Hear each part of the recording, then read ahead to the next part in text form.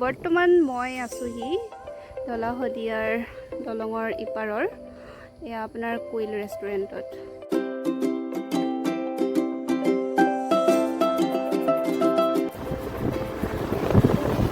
নমস্কাৰ বন্ধুসকল, কি খবৰ আপোনালোকৰ? আশা কৰোঁ আপোনালোক সকলো ভালে আছে। আজি পুনৰ এটি নতুন ব্লগ লৈ মই আপোনালোকৰ আগলৈ আহিছোঁ। আশা কৰোঁ আপোনালোক সকলোৱে আমাৰ এই ব্লগটো চাই খুবেই ভাল পাব। আচলতে আজি যাত্ৰাটি হৈছে আমাৰ মাকুমৰ পৰা ঢলা-শদিয়া দলঙলৈ। বহু দিনৰ পৰা ভাবি আছিলোঁ তালৈ যাম বুলি। তো ফাইনেলি আজি সেই দিনটো আহিল। আমাৰ এই যাত্ৰাটিত আছে মোৰ লগত মোৰ মানুহজন আৰু মোৰ ভাইটি। তো মাকুমৰ পৰা আমি ঢলা-শদিয়ালৈ বাইপাছৰ ফালৰ পৰা ওলাইছোঁ। তো সেইটো বাট আপোনাৰ যদি আচলতে বৰ বেছি দূৰৰ বাট নহয়, 1-1.5 ঘণ্টাৰে বাট হয়। তো তালৈকে যাবলৈ আপোনাৰ 58.1 কিলোমিটাৰমান দূৰত্ব হয়। তো আমি বাইপাছৰ ফালৰ পৰা যিহেতু গৈছোঁ, এইফালে এটা শ্বৰ্টকাট আছে, ডুমডুমা হৈ ওলাব পাৰি। তো ফাইনেলি আমি ডুমডুমালৈ পোৱা গেটখন পালোহি আৰু এই বাটৰ পৰা আমি চিধা গৈ থাকিলেই ঢলা-শদিয়া দলংখনত গৈ উপস্থিত হ'মগৈ। তো বলকচোন মোৰ লগত। সঁচা কথা ক'বলৈ গ'লে আজি মই এই বাটেৰে প্ৰথম আহিছোঁ। খুবেই এটা ভাল লগা অনুভৱ। চাৰিওফালে সেউজীয়া পৰিৱেশ দেখিবলৈ পাইছোঁ, মনোমোহা পৰিৱেশ। তাতে আজি বতৰটো খুবেই ধুনীয়া, ইমানে ভাল লাগিছে। বাট পথবোৰো ধুনীয়া, খুবেই ভাল লাগিছে। হয়তো আপোনালোকেও অনুভৱ কৰিছে, মই যি অনুভৱ কৰিছোঁ আপোনালোকৰ হয়তো ভাল লাগিছে। যদি আপোনালোকে ঢলা-শদিয়া দলঙলৈ গৈছে তেতিয়াহ'লে মোক কমেণ্ট বক্সত জনাব বুলি নিশ্চয় আশা ৰাখিলোঁ। আপোনালোকে হয়তো সকলোৱে জানে এই ঢলা-শদিয়া দলংখনক ভূপেন হাজৰিকা সেতু নামেৰে নামাকৰণ কৰা হৈছে, কিয়নো ভূপেন হাজৰিকা দেৱৰ জন্ম হৈছিল আপোনাৰ শদিয়াতে। এই দলংখন আমাৰ অসমৰ ভিতৰত আটাইতকৈ দীঘল দলং। এখন আপুনি যদি ভাৰতৰ ভিতৰত চায় তেতিয়াহ'লে 3য় নম্বৰত পৰিব। এই দলংখনৰ নিৰ্মাণ কাম আৰম্ভ হৈছিল 2011 চনৰ পৰা। এইখন সম্পূৰ্ণ হৈছিল আপোনাৰ 10 মাৰ্চ 2017 চনত। ঢলা-শদিয়াৰ দলংখন ব্ৰহ্মপুত্ৰৰ এখন প্ৰধান উপনৈ লোহিত নদীৰ ওপৰত নিৰ্মাণ কৰা হৈছে। এই দলংখনৰ দৈৰ্ঘ্য হৈছে 9.15 কিলোমিটাৰ। যিখন আপোনাৰ সম্পূৰ্ণ পাৰ হ'বলৈ প্ৰায় 9 মিনিট সময় লাগে।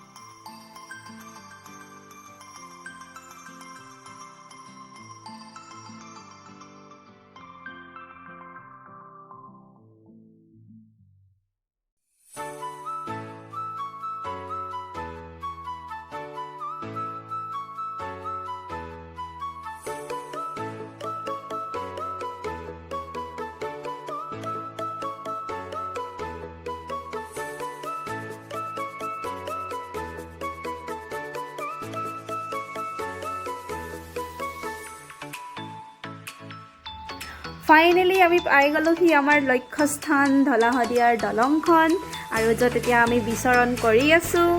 এয়া চাওকচোন, কিমান ধুনীয়া নহয় জানো?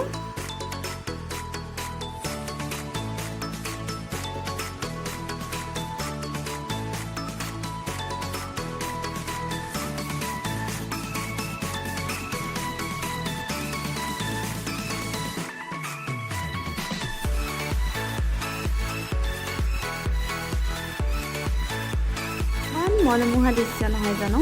চাৰিওফালে কেৱল আমি পাণ দেখিবলৈ পাইছোঁ আৰু ঠায়ে ঠায়ে নৈদ্বীপসমূহ দেখিবলৈ পাইছোঁ, য'ত আপোনাৰ কহুৱা ফুলে ফুলি একেবাৰে ভৰি আছে। খুবেই ভাল লাগিছে আৰু বাটে পথে মানুহবোৰে ৰৈ নদীখনৰ সৌন্দৰ্য উপভোগ কৰিছে। আমিও উপভোগ কৰিম, কিন্তু এতিয়া নহয়। প্ৰথমতে আমি পাৰ হৈ লওঁ, যেতিয়া আমি উভতি যাম তেতিয়া আমি ৰৈ চাম। তো বলকচোন আমাৰ লগত।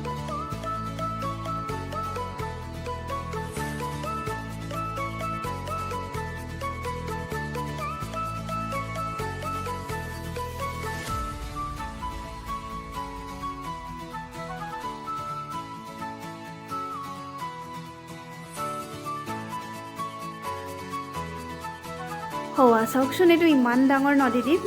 আচলতে এতিয়া আমি ভালেমান ডাঙৰ দেখিছোঁ। যিমানখিনি পাৰ হৈ আহিছিলোঁ, আপোনাৰ ইয়াত ভালেখিনি গছ আছে।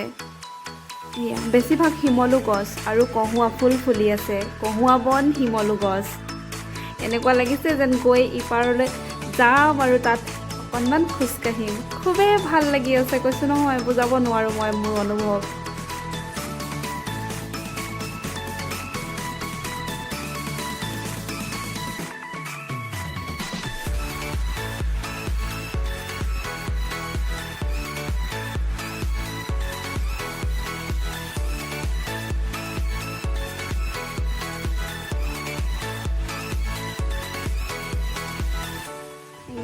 আমি বৰ্তমান খাবৰ বাবে সোমাবলৈ লৈছোঁ। ইয়াত আপোনাৰ কুইল ৰেষ্টুৰেণ্ট। সেয়া চাওক, বলক মোৰ লগত।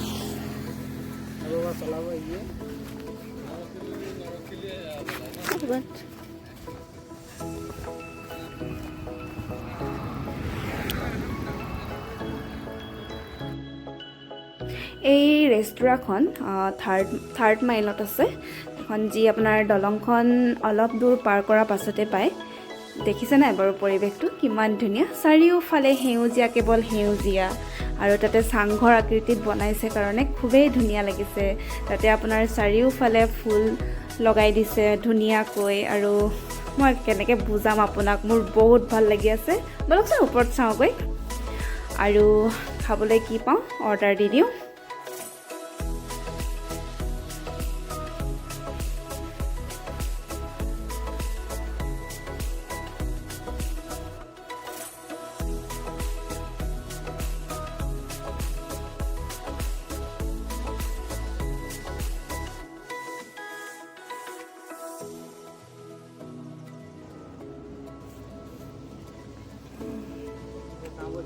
আমি টোপোলা ভাত খালোঁ আৰু এতিয়া পুনৰ ঘৰ অভিমুখে আমাৰ যাত্ৰা আৰম্ভ কৰিছোঁ।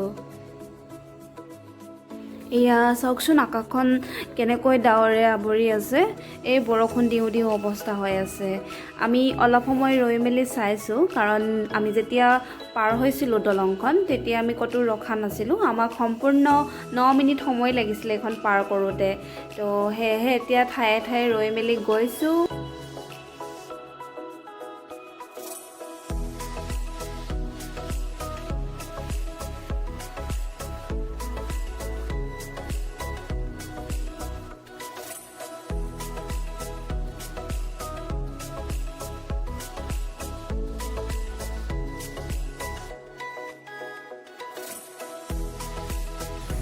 ফাইনেলি ঘৰ আহি পাই গ'লোহি।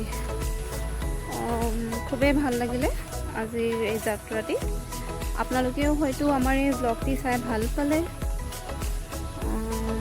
নেক্সট আকৌ নতুন এটি ব্লগ লৈ আমি আহি আছোঁ আপোনালোকৰ কাষলৈ। ভিডিঅ'টি প্ৰথমৰ পৰা শেষলৈকে চোৱাৰ বাবে আপোনালোক সকলোকে ধন্যবাদ।